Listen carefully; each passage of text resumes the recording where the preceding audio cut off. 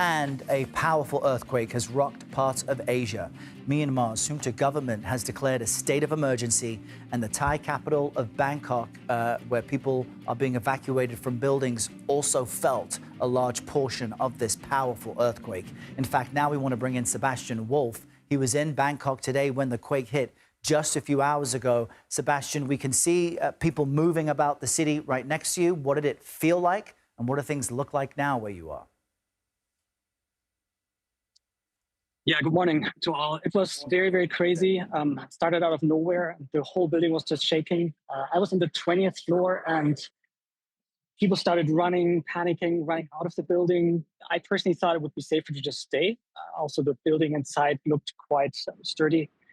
I started filming immediately, and then I did see the water flowing over like a waterfall in the building across the street. And it was just something I've never seen in my life this way. And this was not my first earthquake, but for sure the strongest one. And we were just looking at that footage, Sebastian, of what seemed to be a rooftop pool with the water splashing over the edge of that high rise. Yeah. We're now seeing footage of a building that was under construction, and footage also captured it collapsing. Rescue officials said they were not able to get in and rescue survivors because the rubble was so unstable. Where you are, though, seems to be unaffected. How widespread is the damage? So here I wouldn't say unaffected. The buildings are still being checked. No one can. Most buildings are evacuated. I can still not go home. They're checking the buildings. Maybe you can hear the sirens in the background. People are on the streets, but it could be worse. There's not much damage visible here. Some of the buildings do have damage visibly outside. And the building you referenced was a building under construction that, in fact, collapsed. And as far as I know, there were people inside, workers. Sebastian, we so appreciate you jumping on your phone and connecting with us. Stand still for us so I can get a sense of what's happening around you, and help me understand. You are hundreds of miles away from the epicenter, but how did it feel? Very strong. Very, very strong. I don't know how strong it was here. I honestly don't know. I was on the 20th floor, as I said, and it was real movement. I could not stand still. It was the strongest earthquake that I've ever experienced. And what are you hearing as far as the activity of emergency officials, first responders, ambulances, and the like? Well, the ambulance I can hear in the background. What the officials say, I actually don't know. We just got outside of the building. We were told, and we got messages and information that there's a second wave coming, but that never happened. But it might come at any time, obviously. So for now, we're just getting dinner in a wide side street, no big buildings next to us, and we're just waiting for news, basically. Sebastian Wolff, we appreciate you giving us your first-hand account. Please do stay safe and stay in contact with us throughout the day. Sebastian, thank you.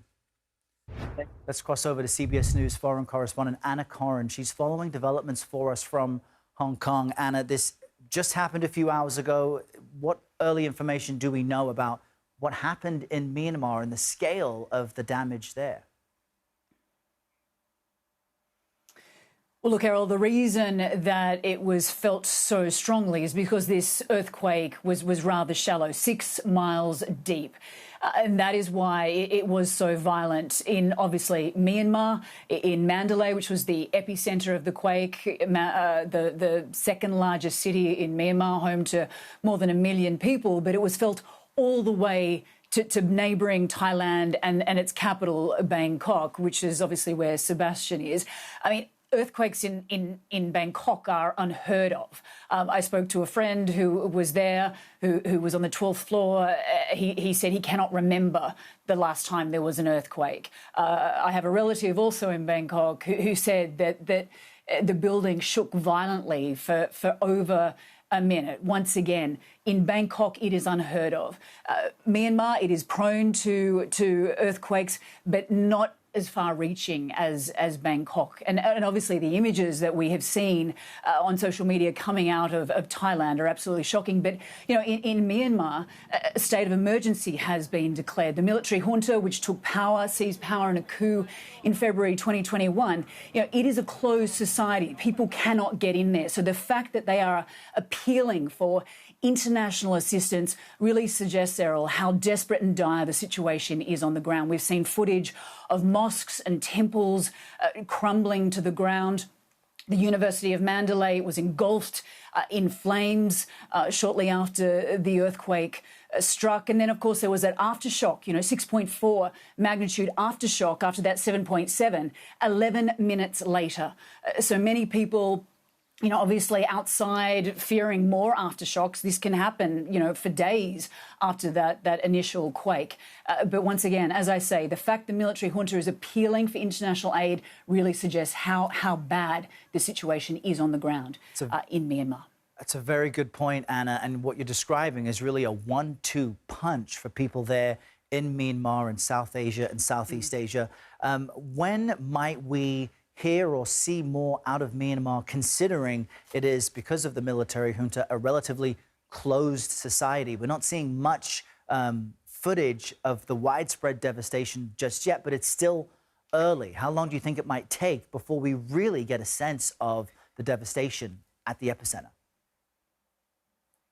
Look, I think, Errol, once international aid organisations land on the ground, and you would have to assume that is getting underway as we speak, you know, they are going to need supplies, they're going to need food, they're going to need accommodation or housing, tents.